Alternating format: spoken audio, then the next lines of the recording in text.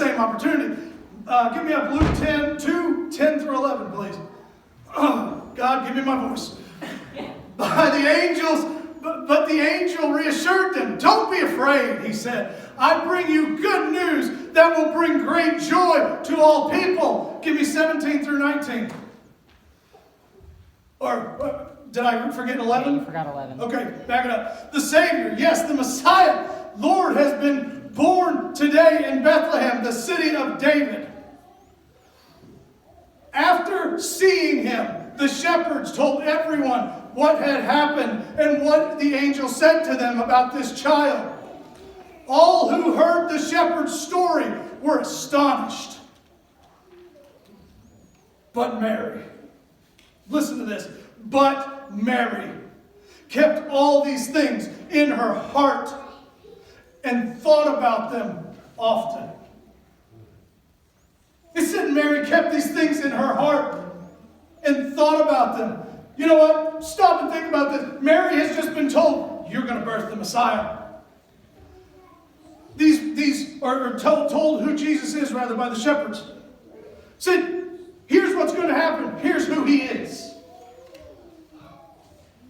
And remember how I said parents and grandparents love to toad on their children? She didn't say anything.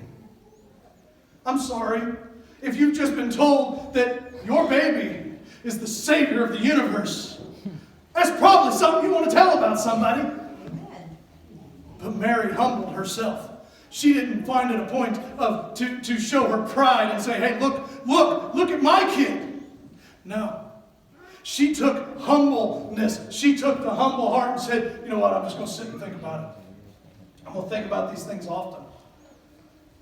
Folks, Joseph and Mary lived that life of humility. Joseph and Mary weren't concerned about notoriety. They weren't concerned about who knew what they did, how they did it. They weren't worried about the likes on Facebook and the Twitter tweets and all that other stuff. They weren't worried about that. They didn't care.